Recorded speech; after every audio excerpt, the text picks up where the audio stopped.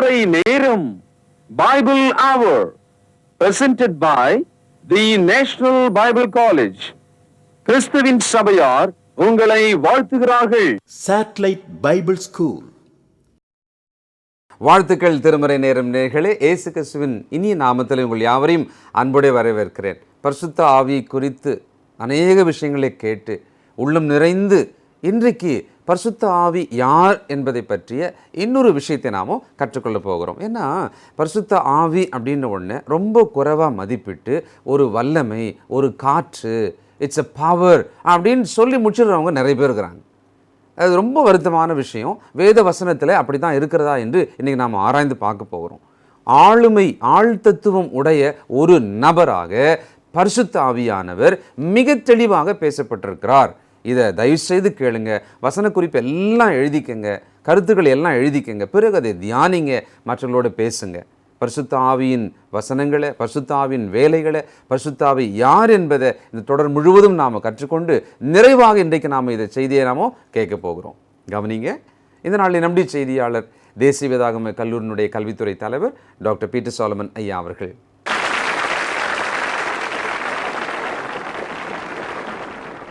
வணக்கம் திருமறை நேர நேயர்களே, உங்கள் அனைவருக்கும் என்னுடைய நெஞ்சார்ந்த புதிய நாள் வாழ்த்துக்கள்.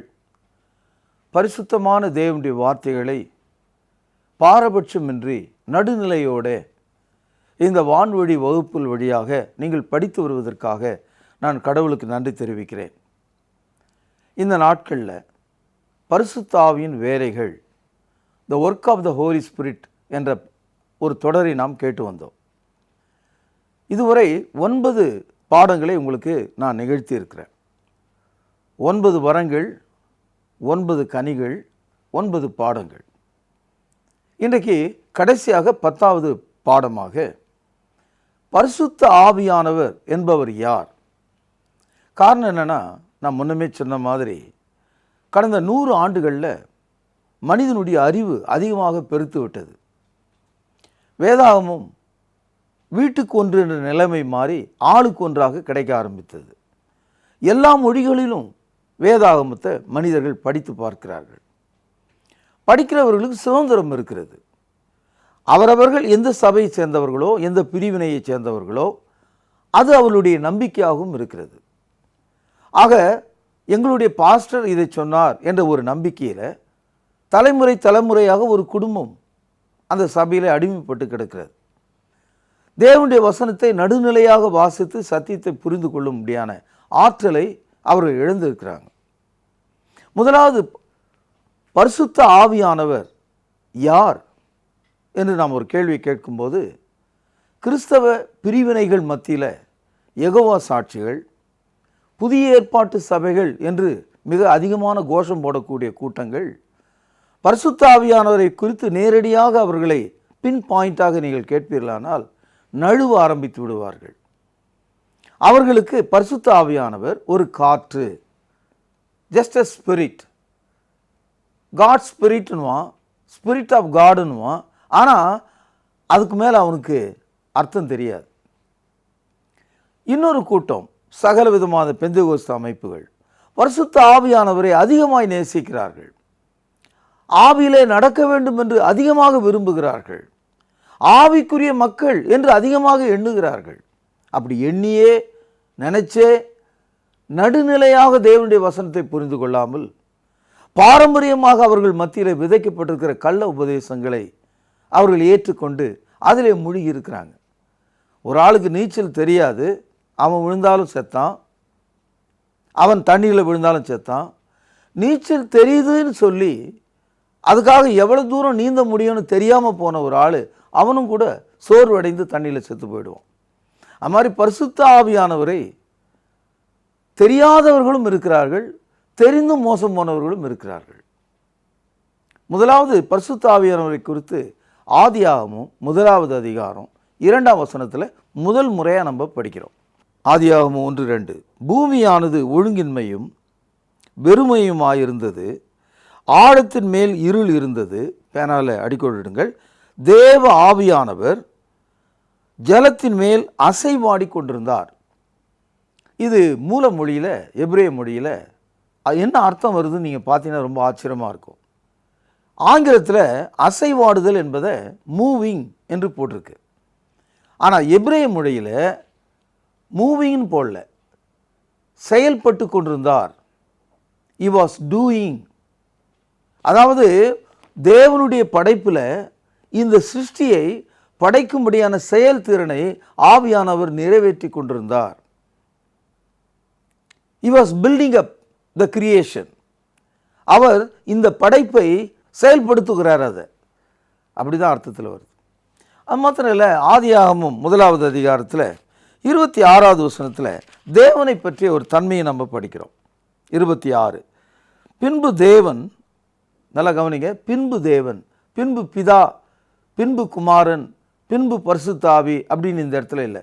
பின்பு தேவன், பின்பு தேவன் நமது சாயலாகவும் நமது ரூபத்தின்படியும் மனுஷனை உண்டாக்குவோமாக என்றார்களாம். இந்த இடத்துல நமது என்பது ஆங்கிலத்தில் அஸ், யூஎஸ், அதாவது பன்மை. நான் என்பதுக்கும் நமது என்பதற்கும் வேறுபாடு உங்களுக்கு தெரியும். அப்படியானால் தேவன் ஒருவராக தான் இருக்கார். ஆனால் அவருக்குள்ள பிதாவாகவும் குமாரனாகவும் பரிசுத்த ஆவியாகவும் செயல்படும் திறன் இருக்கிறது. அதனால தான் மூவராகிய ஒருவர். தேவன் மூவராக இருந்தாலும் ஒருவராகவே அவர் இருக்கிறார். மூவரான செயல்களை உடையவராக இருக்கிறார். பிதாவானவர் படைக்கிறவராகவும், குமாரனானவர் ரட்சிக்கிறவராகவும், ஆவியானவர் வெளிப்படுத்துகிறவராகவும் இருக்கிறார். இவர்கள் ஒன்றாக இருக்கிறார்கள் என்று 1 யோவான் 5ஆம் அதிகாரம் 7ஆம் வசனத்தில் நாம் படிக்கிறோம். உன் தேவனாகிய கடவுள் ஒருவரே என்று யாத்திரையாகமும் 20ஆம் அதிகாரம் 2ஆம் வசனத்திலும், உபாகமும் 6ஆம் அதிகாரம் 4வது வசனத்திலும் நாம் படிக்கிறோம்.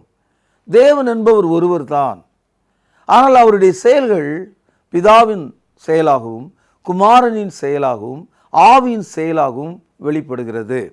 மத்தேயு 3வது அதிகாரம் 16வது வசனம், இயேசு ஞானஸ்நானம் பெற்று ஜலத்திலிருந்து கரையேறின உடனே இதோ வானம் அவருக்கு திறக்கப்பட்டது, தேவ ஆவி புறாவை போல இறங்கி அவர் மேல் வருகிறதை கண்டார். அன்றைய வானத்திலிருந்து ஒரு சத்தம் உண்டாகி, இவர் என்னுடைய நேசகுமாரன், இவரில் பிரியமாக இருக்கிறேன் என்று உரைத்தது. இந்த 2 வசனங்களில் இயேசு யோர்தான் நதியில் மாம்சத்தில் வந்த தேவனாக நிற்கிறார். பரிசுத்த ஆவியானவர் ஆவியாக இறங்கி வருகிற தேவனாக காணப்படுகிறார்.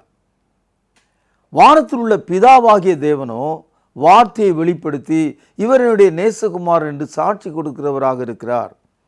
இந்த 2 வசனங்களிலே மூவராகிய ஒருவரான தேவன் நேர்கோட்டில் இருக்கிறதை நாம் பார்க்கிறோம். வானத்திலே பிதாவாகிய தேவனும், நடுவிலே புறாவை போல பரிசுத்தாவியாகிய தேவனும், தரையிலே தண்ணீருக்குள்ளே குமாரனாகிய தேவனும் காணப்படுவதை நாம் பார்க்கிறோம். இவர்கள் மூவரும் ஒன்றாக இருக்கிறார்கள் என்பதற்காக இந்த நேர்கோட்டை உங்களுக்கு நான் காண்பிக்கிறேன். மத்தேயு 28வது அதிகாரம் 19ஆம் வசனம், ஆகையால் நீங்கள் புறப்பட்டு போய் சகல ஜாதிகளையும் சீஷராக்கி, கவனிங்கள், பிதா குமாரன் பரிசுத்தாவின் நாமத்திலே அவர்களுக்கு ஞானஸ்தானம் கொடுத்து, நாமங்களிலே அல்ல, நாமத்திலே. ஒரே நாமம்தான், ஆனால் பிதா என்றும் குமாரன் என்றும் ஆவி என்றும் அழைக்கப்பட்டிருக்கிறார். 2 கொரிந்தியர் 13வது அதிகாரம் 14வது வசனம், கர்த்தராகிய இயேசு கிறிஸ்துவினுடைய கிருபையும் தேவனுடைய அன்பும் பரிசுத்த ஆவியானவருடைய ஐக்கியமும் உங்கள் அனைவரோடும் இருப்பதாக, ஆமேன். இந்த இடத்துல பவுலடியார் சபையை வாழ்த்தும் போது கிறிஸ்துவையும் பிதாவையும் பரிசுத்த ஆவியும் ஒருங்கிணைந்தவராக தேவனாக நமக்கு வெளிப்படுத்துகிறார். ஆகவே பரிசுத்த ஆவியானவர் என்று நாம் எப்பொழுதெல்லாம் நினைக்கிறோமோ அவர் தேவனில் ஒருவராக இருக்கிறார், அவர் தேவனாக இருக்கிறார் என்று நாம் புரிந்து கொள்ள வேண்டும். அப்போஸ்தலர் நடபடிகள் 5வது அதிகாரம் 3வது வசனம், பேதுரு அவனை நோக்கி, அனனியாவே, நிலத்தின் கிரயத்தில் ஒரு பங்கை வஞ்சித்து வைத்து, கவனிங்கள், பரிசுத்த ஆவியினிடத்தில் பொய் சொல்லும்படிக்கு சாத்தான் உன் இருதயத்தை நிரப்பினதென்ன என்று கேட்டான். அதாவது அனனியா பொய் சொன்னான். அந்த பொய் மனுஷனிடத்தில் அல்ல, தேவனிடத்தில் பரிசுத்த ஆவியினிடத்தில் அவன் சொன்னதாக சொல்லுகிறான். 4வது வசனம் பாருங்கள். அதை விற்கும் முன்னே அது உன்னுடையதா இருக்கவில்லையோ, அதை விற்ற பின்பும் அதன் கிரையும் உன் வசத்தில் இருக்கவில்லையோ, நீ உன் இருதயத்திலே இப்படிப்பட்ட எண்ணம் கொண்டது என்ன? கவனிங்கள், பேனால் அடிக்கோடு இடுங்கள். நீ மனுஷனிடத்தில் அல்ல தேவனிடத்திலே போய் சொன்னாய் என்றான். இந்த இடத்துல முதல்ல பரிசுத்த ஆவியினிடத்தில் போய் சொன்னாய் என்று 3வது வசனத்தில் நாம் பார்த்தோம். 4வது வசனத்தில் அதே வார்த்தையை தேவனிடத்தில் நீ போய் சொன்னாய் என்று பார்க்கிறோம். ஆக அனனியா என்பவன் போய் சொன்னான். யாரிடத்தில் போய் சொன்னான்? பரிசுத்த ஆவியாகிய தேவனிடத்தில். அதான் அர்த்தம். அப்போ பரிசுத்த ஆவியானவர் தேவனாயிருக்கிறார் என்று நமக்கு முடிவு தெரிகிறது. ஆனால் கிறிஸ்தவர்கள் மத்தியில் பிதாவும் குமாரனும் தான், பரிசுத்த ஆவியானவர் வெளிப்படுத்துகிறவர், ஒரு காற்றை போன்றவர், ஒரு வல்லமை, இஸ் ஒன்லி எ பவர், இப்படியெல்லாம் போதிக்கிறவங்கெல்லாம் இருக்காங்க. கிறிஸ்துவின் சபையில் கூட நம்பிக்கையற்ற அநேக மக்களை நான் பார்க்கிறேன். பரிசுத்த ஆவியானவர் ஒரு வல்லமை, பரிசுத்த ஆவியானவர் ஒரு காற்று, பரிசுத்த ஆவியானவர் தேவன் வேலை சொன்னால் அந்த வேலையை நிறைவேற்றக்கூடிய ஒரு வல்லமை, அவ்வளவுதான். ஆனால் பரிசுத்த ஆவியானவர் தேவன் என்று அவர்களால் ஒப்புக்கொள்ள முடியாது. அந்த அனுபவத்தை அவர்கள் அடைவதும் கிடையாது. 1 கொரிந்தியர் 12ஆம் அதிகாரத்துக்கு நாம் சொல்வோம். இந்த இடத்துல 4, 5, 6 வசனங்களை பார்ப்போம். வரங்களில் வித்தியாசம் உண்டு, ஆவியானவர் ஒருவரே. ஊழியங்களிலும் வித்தியாசம் உண்டு, கர்த்தர் ஒருவரே. கிரியைகளிலும் வித்தியாசம் உண்டு, எல்லாருக்குள்ளும் எல்லாவற்றையும் நடப்பிக்கிற தேவன் ஒருவரே. இங்கே 3 பேரை குறித்து நாம் படிக்கிறோம். ஆவியானவர், கர்த்தர் என்று அழைக்கப்படுகிற கிறிஸ்து, தேவன் என்று அழைக்கப்படுகிற பிதா. ஆக இவர்கள் ஒன்றாயிருக்கிறார்கள், அவர்கள் ஒருவரே என்று நாம் பார்க்கிறோம். மூவராக இருந்தாலும் கூட்டாக வரும்போது, நமது என்ற வார்த்தையின் கீழ் வரும்போது தேவன் எனப்படுகிறவர் ஒருவராகவே இருக்கிறார். கிறிஸ்தவ மார்க்கத்தில் 3 கடவுள்கள் கிடையாது, ஒரே கடவுள் தான். அவருடைய வெளிப்பாடாகிய செயல்கள் 3ஆக இருக்கிறது. மத்தேயு 12வது அதிகாரம் 31, 32 வசனங்கள். ஆதலால் நான் உங்களுக்கு சொல்கிறேன், எந்த பாவமும் எந்த தூஷணமும் மனுஷருக்கு மன்னிக்கப்படும். கவனிங்கள், ஆவியானவருக்கு விரோதமான தூஷணமோ மனுஷருக்கு மன்னிக்கப்படுவதில்லை. எவனாகிலும் மனுஷகுமாரனுக்கு விரோதமான வார்த்தை சொன்னால் அது அவனுக்கு மன்னிக்கப்படும். எவனாகிலும் பரிசுத்த ஆவிக்கு விரோதமாய் பேசினால் அது இம்மையிலும் மறுமையிலும் அவனுக்கு மன்னிக்கப்படுவதில்லை. இந்த வசனத்தை படிக்கிற எந்த கிறிஸ்தவனாவது, எந்த போதகராவது, எந்த மேதையாவது நீங்கள் என்ன தவறாக அர்த்தம் இதை கொள்ள முடியும்? இந்த வசனத்தை கண்டு நடுங்கி இது கிறிஸ்து சொன்ன நித்திய வார்த்தை என்று நீங்கள் நம்புறதா இருந்தால் பரிசுத்த ஆவி குறித்து ஜாக்கிரதையாகவும் அதை ஒப்புக்கொள்ளக்கூடியவராகவும் அதன் அனுபவத்தில் வாழக்கூடியவர்களாக நீங்கள் இருக்க வேண்டும். யாரோ சொன்னான், யாரோ பேசினான், யாரோ ஒரு கூலிக்காரன் எதையோ சொன்னான், யாரோ ஒரு வியாபாரி எதையோ சொன்னான், அது உன்னுடைய நம்பிக்கையாக இருக்கக்கூடாது. அவமானத்தில் அவமானம் பரிசுத்த ஆவியை நம்பாத கிறிஸ்தவர்கள். அவமானத்திலும் கேவலமான அவமானம் பரிசுத்த ஆவியை காற்று என்றும் தூசி என்றும் சொல்லக்கூடியவங்க. பிதாவும் குமாரனும் மட்டும்தான் என்று போதிக்கிற கள்ள உபதேசிகள் நரகத்துக்கு தான் போவாங்க. ஏனென்றால் தேவன் ஒருவராயிருந்து அவருக்குள் பிதாவாகவும் குமாரனாகவும் ஆவியாகவும் அவர் வெளிப்படுகிறார் என்பதை மறுக்கிறது சாத்தானுடைய உபதேசம். அதாவது மனுஷன் எப்படி வீட்டுக்குள்ள மனைவி பிள்ளைகள் குடும்பத்தை பிரித்து வச்சிடறாங்களோ அது மாதிரி தேவனுடைய வீட்டுக்குள்ளே வந்து தேவனை பிரித்து வைத்துக்கொள்ள சாத்தான் முயற்சிக்கிறான். இந்த மாதிரியான கள்ள உபதேசங்களுக்கு நீங்கள் அடிபணிந்து போகக்கூடாது. ஆக தேவன் என்பது ஒரு கூட்டு பெயர், ஒரு பன்மை. அது அதனால்தான் நமது சாயலாகவும் நமது ரூபத்தின்படியும் என்ற அந்த வார்த்தை அங்கே வருவதை நாம் பார்க்கிறோம். 1 கொரிந்தியர் 12வது அதிகாரம் 13வது வசனம் பாருங்கள். நாம் யூதராயினும் கிரேக்கராயினும் அடிமைகளாயினும் சுவாதீனராயினும் எல்லாரும், பேனால் அடிக்கோடிடுங்கள், ஒரே ஆவினாலே ஒரே சரீரத்துக்குள்ளாக ஞானஸ்தானம் பண்ணப்பட்டு எல்லாரும் ஒரே ஆவிக்குள்ளாகவே தாகம் தீர்க்கப்பட்டோம். இந்த வசனத்தை உங்கள் சபையில் உள்ள போதர்கிட்ட கேளுங்க. குறிப்பாக கத்தோலிக்கர்கள், புராட்டஸ்டன்ட் மக்கள், ஐயா ஞானஸ்தானம் என்பது குழந்தைங்களுக்கு கொடுக்குறீங்களே, அது பரிசுத்த ஆவியினுடைய அங்கீகாரமா? அதில் பரிசுத்த ஆவியானுடைய வல்லம் இருக்கிறதா? சரீரமாக சபையில் பரிசுத்த ஆவியான அந்த குழந்தையை வைக்கிறாரா? பாவ மன்னிப்பு அதற்கு கிடைக்கிறதா? பாவம் செய்யாத குழந்தைக்கு எப்படி பாவ மன்னிப்பு என்ற தகவல் எல்லாம் கேளுங்கள். முழுக்க ஞானஸ்தானம் எடுக்கக்கூடிய மக்கள் மத்தியில் கூட பிரச்சனைகள் இருக்கிறது. ஞானஸ்தானம் என்பது ஒரு சடங்காக அவர்கள் பார்க்கிறாங்க. ஆனால் இங்கே நாம் பார்க்கிறோம், ஞானஸ்தானம் என்பது பரிசுத்த ஆவியானவர் அந்த ஒரே சரீரத்துக்குள்ளாக நாம் நிரப்பப்படத்தக்கதாக உதவி செய்கிறாராம். அதனால தான் ஞானஸ்தானம் பெற்று கரையேறுகிற ஒரு மனிதனுக்கு ஒரு வாக்குத்தத்தம் கொடுக்கப்பட்டிருக்கிறது. அப்போஸ்தலர் நடபடி 2வது அதிகாரம் 38வது வசனத்தை யார் எடுத்து போதித்தாலும் அந்த போதனையிலே ஒரு வரி, பரிசுத்தாவின் வரத்தையும் பெறுவீர்கள்,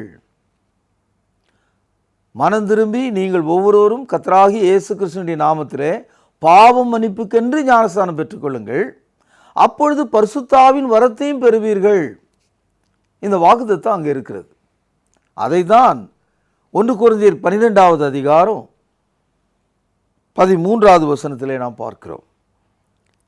எல்லாரும் ஒரே ஆவினாலே ஒரே சரீரத்துக்குள்ளாக ஞானஸ்தானம் பண்ணப்பட்டு எல்லாரும் அந்த ஒரே ஆவினாலே தாகம் தீர்க்கப்பட்டோம். அப்படின்னா நம்முடைய ஆவிக்குரிய தாகத்தை ஆவியானவர் தீர்த்து தேவனுக்கு பிரியமான மக்களாக நம்மை மாற்றுகிறார். பரிசுத்த ஆவியானவர் நம்முடைய ஞானஸ்தானத்திலே செயல்படுகிறார் என்ற தகவலை நாம் இங்கே பார்க்கிறோம். அப்போஸ்தலர் நடபடிகள் 20வது அதிகாரம் 17வது வசனம், மிலேத்துவிலிருந்து அவன் எபேசுவுக்கு ஆள் அனுப்பி சபையின் மூப்பரை வரவழைத்தான். எதற்காக வரவழைத்தான்? பரிசுத்த ஆவியானவர் அவர்களுக்கு எப்படிப்பட்ட ஒரு வேலையை செய்தார் என்று சொல்லும்படியாக. அப்போஸ்தலர் நடபடிகள் 20வது அதிகாரம் 28வது வசனம், ஆகையால் உங்களை குறித்தும் தேவன் தம்முடைய சுய இரத்தத்தினாலே சம்பாதித்து கொண்ட தமது சபையை கவனிங்கள், மேய்ப்பதற்கு கவனிங்கள், பரிசுத்த ஆவி உங்களை கண்காணிகளாக வைத்த மந்தை முழுவதையும் குறித்து எச்சரிக்கையாக இருங்கள். இந்த வசனத்தை நிறைய தடவை போதர்கள் எடுத்து காட்டுறாங்க. பரிசுத்த ஆவியானவர் மூப்பர்களை மந்தையை மேய்க்கும்படியான எம்பவர், அவர்களை வல்லமைக்குள் வழி நடத்துகிறாராம். ஆக ஆவியானவர் சபையை வழி நடத்தக்கூடியவராக இருக்கிறார். அப்போஸ்தலர் நடபடிகள் 13வது அதிகாரம் 2வது வசனம், அவர்கள் கர்த்தருக்கு ஆராதனை செய்து உபவாசித்து கொண்டிருக்கும் போது பர்னபாவையும் சவுலையும் நான் அழைத்த ஊழியத்திற்காக அவர்களை பிரித்து விடுங்கள் என்று பரிசுத்த ஆவியானவர் திருவுளம் பற்றினார். இந்த வசனத்தில் பரிசுத்த ஆவியானவர் ஊழியத்துக்கு போகும்படியாக, அதாவது மிஷனரிகளாக ஊழியத்தை போய் அந்நிய தேசங்களில் செய்வதற்காக அவர்களை பிரித்து விடுங்கள் என்று திருவுளம் பற்றினார். ஆக பரிசுத்த ஆவியானவர் ஊழியங்களை செய்வதற்கான ஏவுதலை நமக்குள் உண்டாக்குகிறார். அப்போஸ்தலர் நடபடிகள் 9வது அதிகாரம் 31வது வசனம், அப்பொழுது யூதேயா, கலிலேயா, சமாரியா நாடுகள் எங்கும் சபைகள் சமாதானம் பெற்று பக்தி விருத்தி அடைந்து கர்த்தருக்கு பயப்படுகிற பயத்தோடும், கவனிங்கள், பரிசுத்த ஆவியின் ஆறுதலோடும் நடந்து பெருகின. அப்படியானால் பரிசுத்த ஆவியானவர் சபையை ஆறுதல் அளிக்கிற ஊழியத்தை நிறைவேற்றுகிறாராம். Holy spirit comforts the church. சபையை அவர் ஆறுதல் அளிக்கிறார், அவர்களை உற்சாகம் மூட்டுகிறார், அவர்கள் தேவ சமாதானத்தின் கீழ் நடக்கத்தக்கதாக அவர்களுக்கு ஆறுதலை கொடுக்கிறார். ரோமர் 15வது அதிகாரம் 18வது வசனம், புரஜாதியரை வார்த்தையினாலும் செய்கையினாலும் கீழ்ப்படிய பண்ணும்படிக்கு அற்புத அடையாளங்களின் பலத்தினாலும் தேவ ஆவியின் பலத்தினாலும் கிறிஸ்துவானவர் என்னை கொண்டு நடப்பித்தவைகளை சொல்வதே அல்லாமல் வேறொன்றையும் சொல்ல நான் துணிவதில்லை. இந்த வசனத்தில் பரிசுத்த ஆவியானவர் புறஜாதிகளாகிய மக்களிடத்தில் வசனங்களாய் கொண்டு போதித்து அவர்களை பரிசுத்தமாக்குகிறார். அவர்களை தேற்றி குணமாக்குகிறார், அவர்களை கிறிஸ்துக்குள்ளே நிலைப்படுத்துகிறார் என்ற தகவலை நாம் இங்கே பார்க்கிறோம். அதாவது பரிசுத்த ஆவியானவர் ஞானஸ்தானத்திலே பங்கு கொள்கிறார், மூப்பர்களை அமைக்கிறதிலே உதவி செய்கிறார், ஊழியம் செய்வதற்கு தூண்டுதல் செய்கிறார், சபைகளில் ஆறுதலை உண்டாக்குகிறார், தனிப்பட்ட விசுவாசிகளை அவர் பரிசுத்தமாக்குகிறார். ஆக பரிசுத்த ஆவியாகிய தேவன் அவர் தன்னுடைய பங்கை சபையிலே நிறைவேற்றுகிறார். கூடுதலாக ஆதியாகமம் 6ஆம் அதிகாரம் 3வது வசனத்திலே என் ஆவி இவர்களோடு போராடுவதில்லை. அப்படியானால் பரிசுத்த ஆவியானவர் தேவ சித்தத்துக்கு எதிராக நடக்கிற மனுஷர்களுக்கு எதிராக செயல்படுகிறவராக இருக்கிறார். பரிசுத்த ஆவியானவர் வருந்துகிறவராக இருக்கிறார். எபேசியர் 4ஆம் அதிகாரம் 30வது வசனத்திலே அவர் துக்கப்படுகிறார் என்று நாம் படிக்கிறோம். அதே போல பரிசுத்த ஆவிக்கு எப்பொழுதும் எதிர்த்து நிற்கிறார்கள் என்று சொல்கிறதுனால பரிசுத்த ஆவியானவரை ஒரு நபராக விவரித்து காண்பிக்கிறார். அப்போஸ்தலர் நடபடிகள் 7ஆம் அதிகாரம் 51வது வசனத்திலே ஸ்தேவான் குறிப்பிடுவதை நாம் பார்க்கலாம். பிரியமானவர்களே, பரிசுத்த ஆவியானவர் ஒரு முழு நபராக, சித்தமுள்ளவராக, ஒரு முழுமையான வேலையை நடப்பிக்கிறவராக, தேவத்துவத்தில் ஒருவராக இருக்கிறார் என்று நாம் பார்க்கிறோம். இந்த Godhead, Holy Spirit individually with a personality, he performed the ministry for man. மனுஷனுக்கு பரிசுத்த ஆவியானவர் முழுமையான ஆழ்தத்துவமுள்ள செயல்களை செய்கிறவராக இருக்கிறார். நண்பர்களே, இந்த நாட்களில் நாம் படித்த பாடங்கள் சற்று கடினமானது தான். கொஞ்ச நேரம் மறந்துட்டு திரும்ப யோசித்தோம்னா ஞாபகம் இல்லாமல் கூட போயிடும். ஆகவே நீங்கள் எழுதி வச்சிருக்கிற வசனங்களை எல்லாம் படித்து பாருங்கள். பரிசுத்த ஆவியை காற்று என்றும் தூசி என்றும், பரிசுத்த ஆவியான ஒரு நபர் அல்ல என்றும், ஒரு வல்லமைத்தான் என்றும் போதிக்கிற இந்த கள்ள உபதேசிகள் கரங்களிலிருந்து வெளியே வாருங்கள். பரிசுத்த ஆவியை வியாபாரமாய் செய்கிற துணிச்சலான இந்த கள்ள போதகர்கள், இந்த வியாபாரிகள் கையிலிருந்து வெளியே வாருங்கள். தூய ஆவியானவரின் அபிஷேகத்துக்குள்ள, ஆளுகைக்குள்ள, வழி நடத்துதலுக்குள்ள, வசனத்தின்படி வாழும்படி உங்களை ஒப்பு கொடுங்கள் என்று சொல்லி இந்த செய்தியை நான் நிறைவு செய்கிறேன். பிரார்த்தனை செய்வோம். மகா பரிசுத்த நிறைந்த எங்கள் அன்பான தகப்பனே, பரிசுத்த ஆவியானவர் தேவனில் ஒருவராக இருக்கிறார் என்று நாங்கள் அறிந்து கொண்டோம். அவர் ஒரு முழுமையான செயலுடையவர் என்பதை நாங்கள் தெரிந்து கொண்டோம். அதற்காக உம்மை ஸ்தோத்திரிக்கிறோம். எங்களுக்காக நீர் அளித்த பரிசுத்த ஆவியானவர் எங்களுக்கு ஆறுதலையும் தேறுதலையும் உதவி செய்கிறார் என்பதற்காக உம்மை ஸ்தோத்திரிக்கிறேன். ஆண்டவர் இயேசுவின் நாமத்திலே ஜெபத்தை கேட்டருளும் ஜீவனுள்ள எங்கள் பிதாவே, ஆமேன். ஆண்டவராக இயேசு கிறிஸ்துவின் இனிய நாமத்தில் திருமறை நேர நேயர்களுக்கு காலை வாழ்த்துக்கள். என்ன நேயர்களே, இந்த செய்தியெல்லாம் பார்த்தீங்களா? 10 செய்திகள் அடங்கிய பரிசுத்த ஆவியானவரின் பணிகள் தொடர் இன்றைக்கு நிறைவடைந்தது. இதுவரைக்கும் நீங்கள் பார்த்த செய்திகளிலிருந்து உங்களுக்கு ஏதாவது சந்தேகம் இருந்தால், இந்த சப்ஜெக்ட், இந்த பாடத்தை பற்றிய கேள்விகள் இருந்தால் எங்களோடு தொடர்பு கொள்ளுங்கள்.